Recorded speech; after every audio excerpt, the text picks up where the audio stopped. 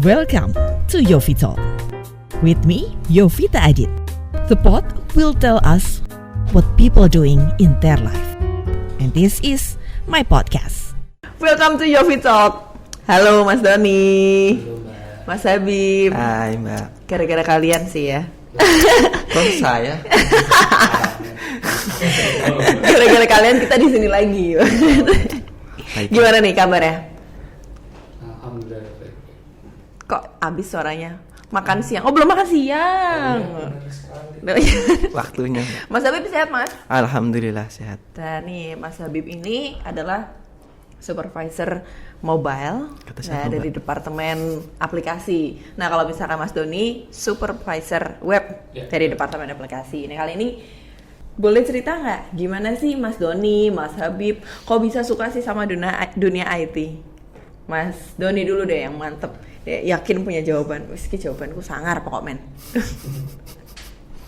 Kalau saya sih awal banget tahu tentang komputer ya, itu awal tuh SD, tapi ketika ketertarikan ke dunia pemrograman itu mulainya dari SMA malah.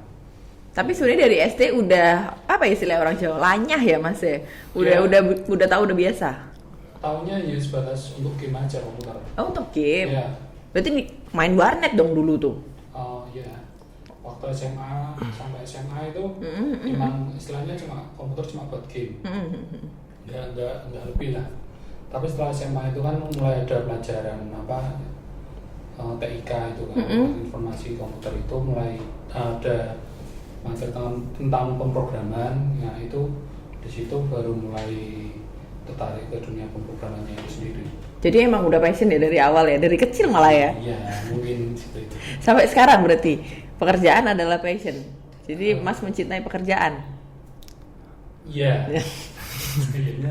Satu, dua, ya. Nah kalau Mas Habib sendiri gimana Mas Habib ceritanya? Kok iso seneng di dunia IT? Ya awal ketertarikannya dari SMA sih. Karena ada pelajaran itu, jadi mulai suka. Terus sampai lulus, lanjut kuliah, ngambil jurusan IT. Oh, oke. Lumayan ya, berarti sama ya, sama-sama suka dari SMA ya? Apa gara-gara pelajaran TIK juga? Jawabannya sama deh, nyontek aja sih. Ya emang gitu kenyataannya Mbak. Sama. Kemiripannya itu kita Cukup mirip ya? Ya. Sebentar. Cukup mirip dari mana? Nah, kamera gue bisa lihat gitu loh. Kalau dari saya sih mungkin beda atau mungkin sama, nanti dikonfirmasi ke Mas Habib. Kalau saya sih waktu SMA nilai TIK itu cukup mendominasi. Konfirmasi Mas Habib. Apalagi prakteknya. Dominasi. Mesti ini kalau praktek kelarnya lebih awal. Iya kan, lebih cepat, lebih seneng kan. Jadi Ya. juga. Oh, aku tahu idolanya kenapa nih. Habib, tolongin aku dong. Iya kan? Tahu aja Mbak. Doni udah selesai nih, Doni sini dong. Yang ini gimana sih dong? Ya Mas. Coba aku jadi angkatanmu Mas gemes tau. Jangan toh. Oke, itu ini ya cerita yang ini ya, cerita kok bisa suka sama IT. Nah terus sekarang kan posisinya di Desnet nih, tinggi loh posisinya supervisor. Gimana nih Mas Habib dulu deh, aku mau tahu ceritanya Mas Habib masuk di Desnet ini gimana? Masuk di Desnet itu setelah lulus kuliah, terus ada lowongan-lowongan online itu, terus coba masukin ke Desnet.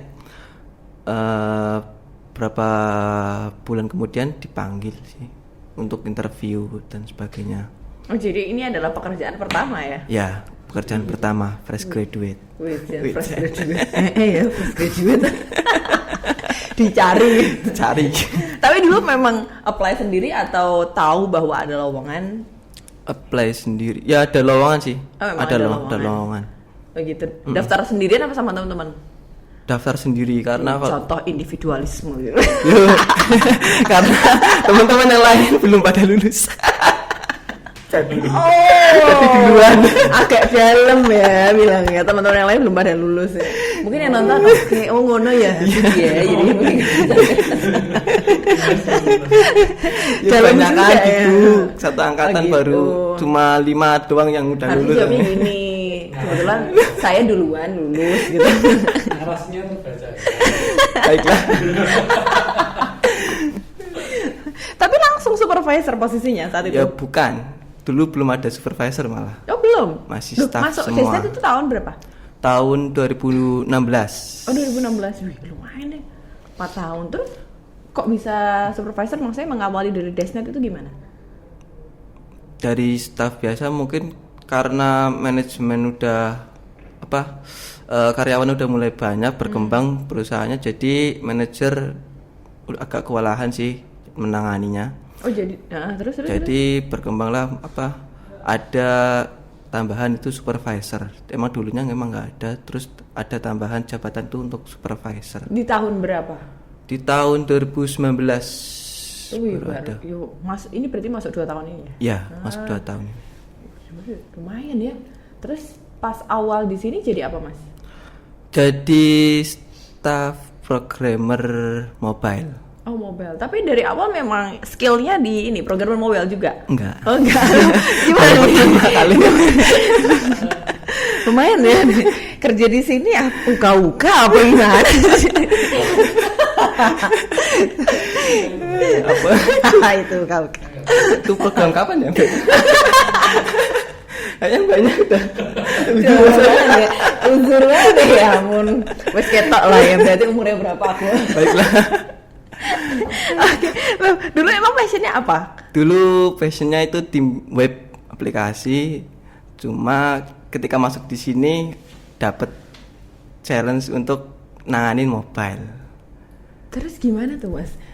Nggak susah? Ya susah juga sih karena kan mulai belajar dari awal dan di Desnet itu belum ada yang mahir gitu loh. Yang bukannya kalau misalkan kuliah kan juga sama web pasti dipelajarin, mobile juga pasti dipelajarin. kebetulan pas itu program bahasa pemrograman baru. Jadi agak sedikit-sedikit itu loh yang pelajari. Berarti di 2016. Maksudnya Android lagi berkembang atau maksudnya mobile lagi berkembang, mobile berbasis Mobile lagi Android berkembang. sama iOS. Oh gitu. Iya. Makanya di challenge di situ. Terus Iya. gimana, Mas, butuh berapa lama untuk bisa menguasai mobile? Susah nggak sih, Mas? Ya lumayan susah, tapi kan harus ada perjuangan untuk itu ya. Asik. Aku menyanyi hidup tidak mungkin ada perjuangan ya. Tapi takut males. Itu belajar sekitar 4 bulan apa 6 bulan, sekitar segituan. Wih, lumayan ya. Ya, Masih otodidak. otodidak. Tuh. Otodidak. Terus kalau misalkan buntu nih, ada nggak yang diajak sharing? Kalau di kantor kebetulan ada salah satu itu Mas Chandra itu yang udah bisa, cuma kan nggak begitu mahir, jadi ya sharing-sharing. Kalau nggak bisa ya langsung ke Google gitu carinya lah. Karena Dulu Google. Bantu aku Flow. Pumpet kayak Google. Berarti saat itu struggle banget ya posisinya, berdua tektokan. Terus kalau mentok ke Google. Ya udah itu aja.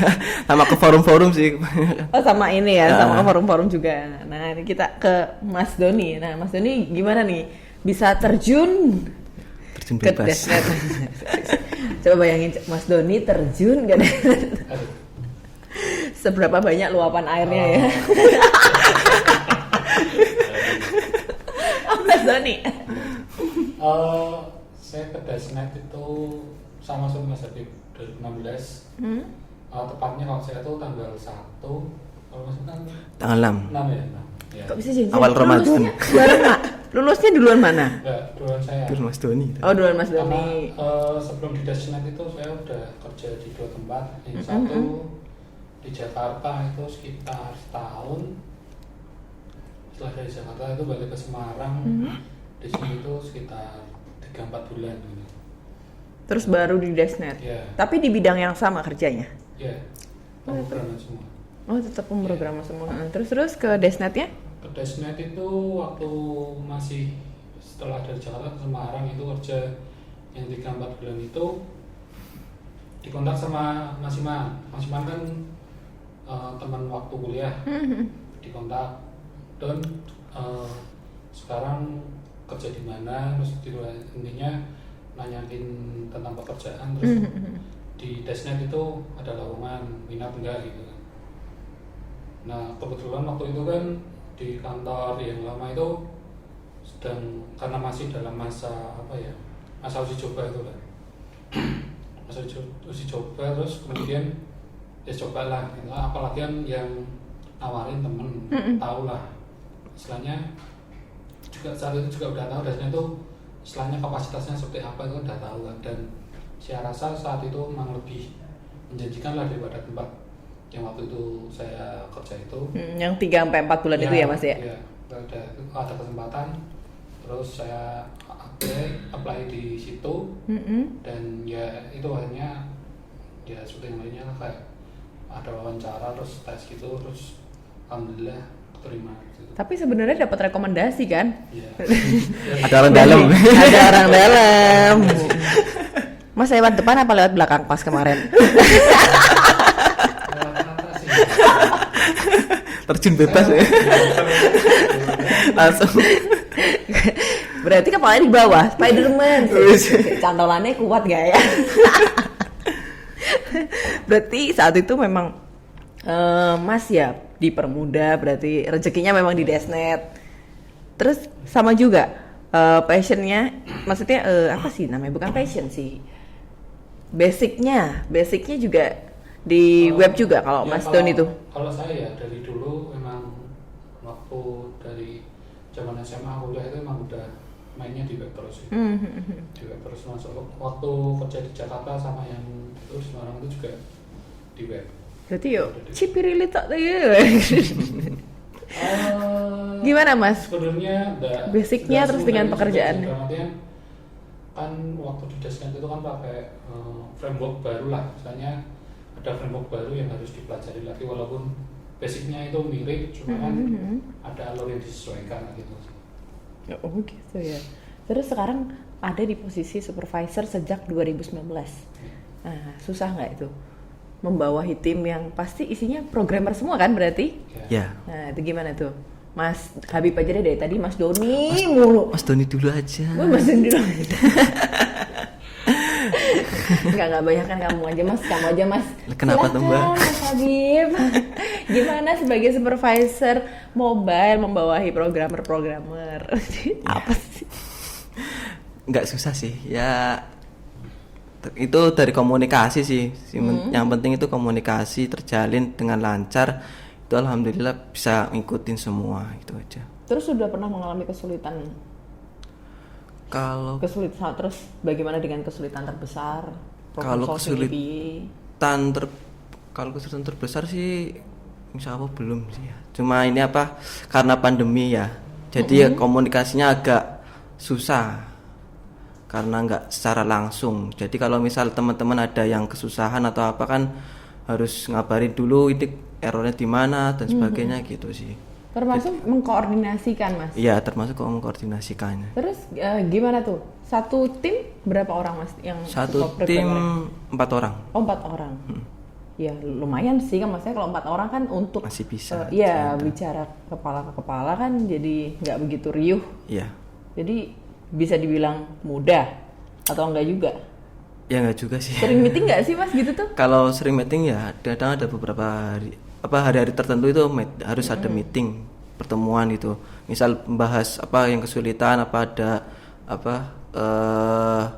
kenapa timelinenya itu harus nggak sesuai dengan pekerjaannya gitu. Kesulitan seperti itu sih. Terus pernah nggak ada kesulitan terbesar, terus bagaimana problem solvingnya? Kalau problem sampai solving, ada yang baper nggak? Biasa gitu kan, berempat loh Mas, ini berempat ketemu terus. Ya karena pasti bosen juga kan. Banyakan cowok sih ya, emang cowok semua sih dulu. Jadi nggak baper-baperan, malah one-onean.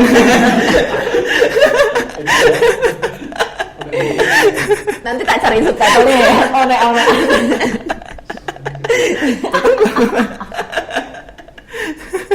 Oh jadi malah to the point, kamu salah di sini, kamu segera perbaiki ini gitu ya Mas ya. Enaknya kalau kerja sama cowok kayak gitu ya. Emang, tapi ada programan yang perempuan juga? Baru satu ini baru masuk kemarin baru ada satu. Oh di mobile baru masuk. Oh gitu. Nah gimana nih, apa kabar nih yang supervisor web?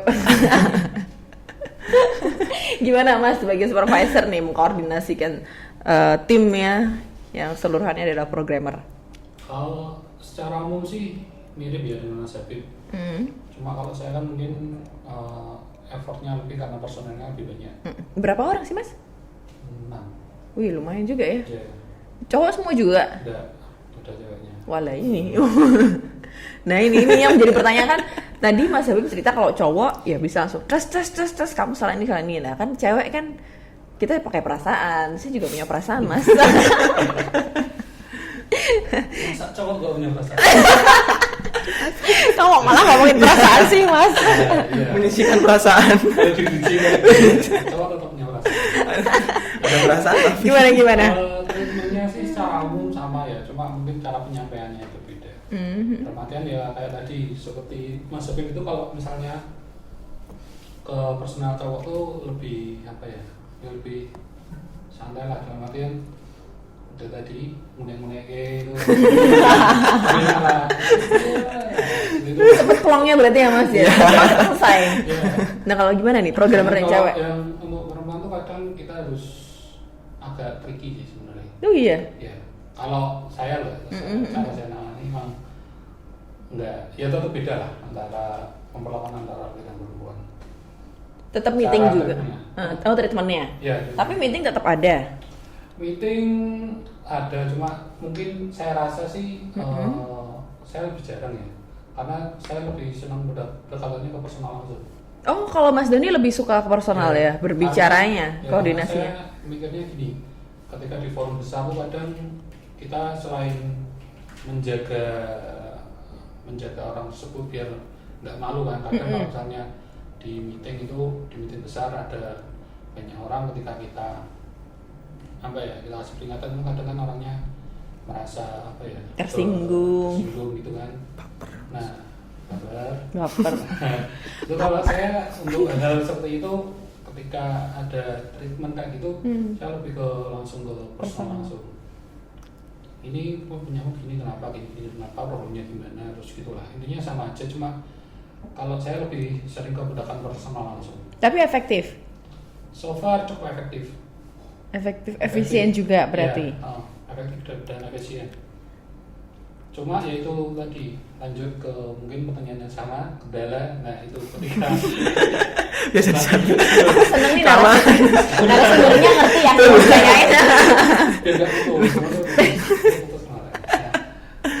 Itu juga jadi kendala juga kalau dalam kondisi sekarang kan di Desnet itu kan untuk yang aplikasi menerapkan WFH juga kan.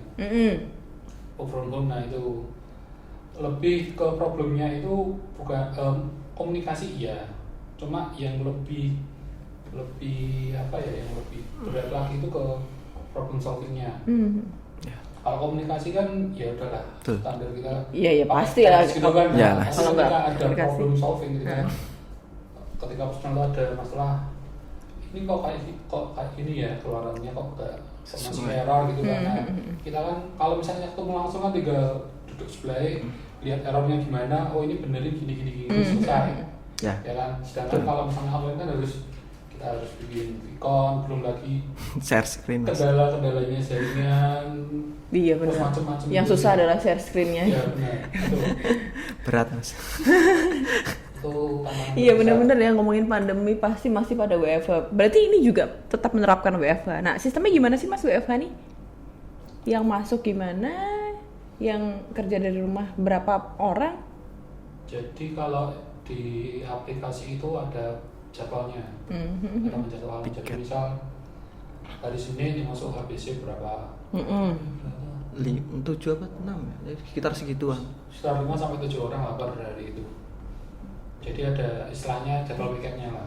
Oh jadwal piket. Ya. Berarti misalkan kalau dari Mas Doni 6 programmer, yang WFH berapa orang? Atau enggak mesti? Enggak mesti. Kan di apa ya di mix gitu kan. Oh, di mix gitu. Jadi ada yang mobile, terus ada yang web itu.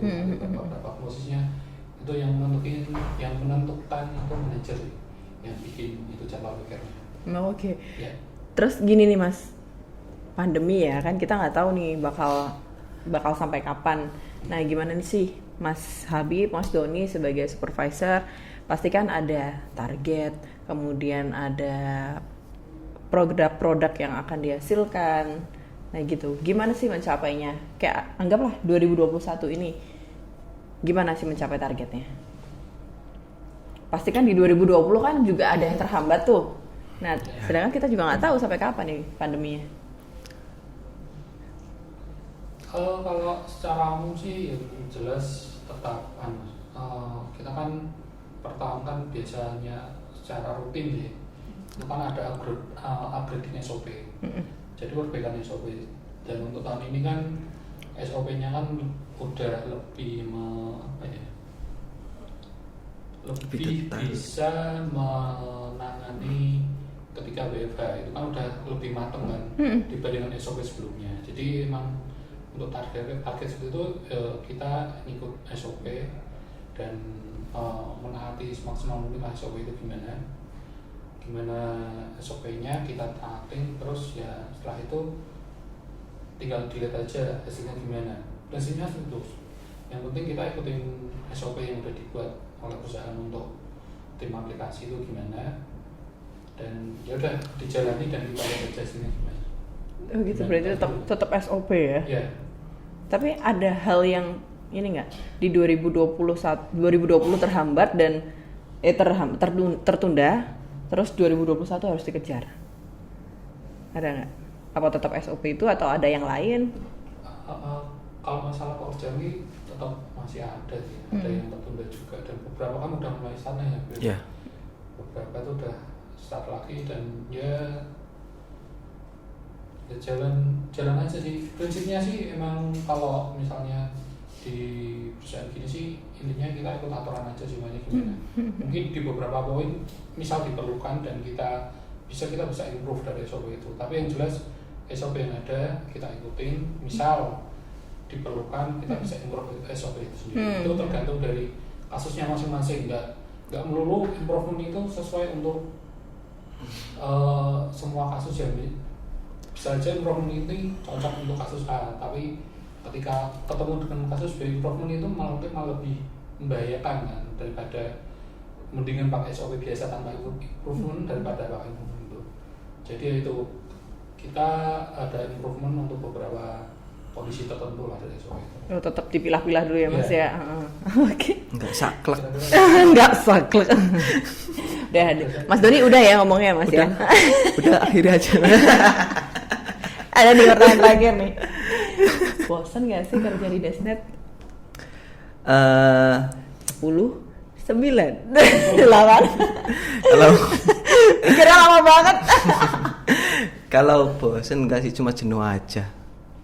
Jadi ya kadang kalau jenuh ya harus ngalihkan dari codingan, harus ke hal-hal yang lain. Kadang ada ngegame dan nonton film, ada apa gitu sih. Kerja sama ngegame berapa persen? Kalau bisa dibagi. 80%. Banyak. Kan kalau sama ngadep laptop ya nggak kelihatan lagi apa? Oh kerja. Tahu aja Mbak.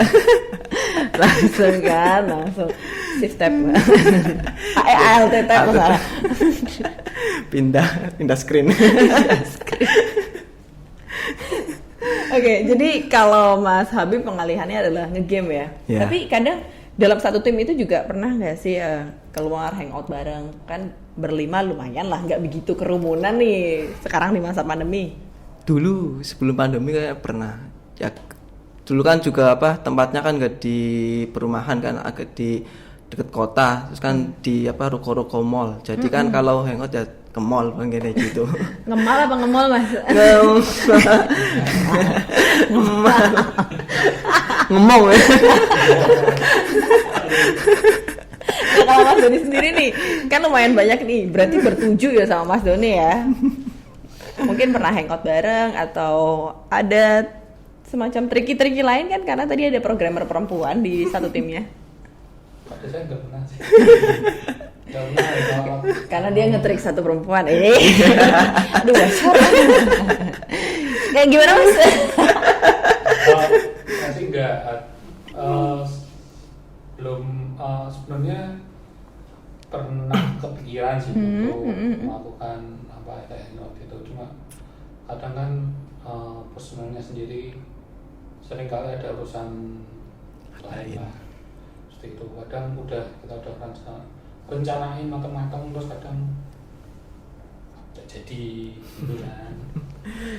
Kalau saya sih kalau masalah hangout itu so far yang penting komunikasi lancar ya. Iya, belum pernah jadian. Oke, thank you banget ya Mas ya sharingnya. Thank you banget Mas Doni, Mas Habib. Makasih banget udah mau sharing sama Yovita. Asik. Oke, kita ketemu lagi di Yofi Talk selanjutnya.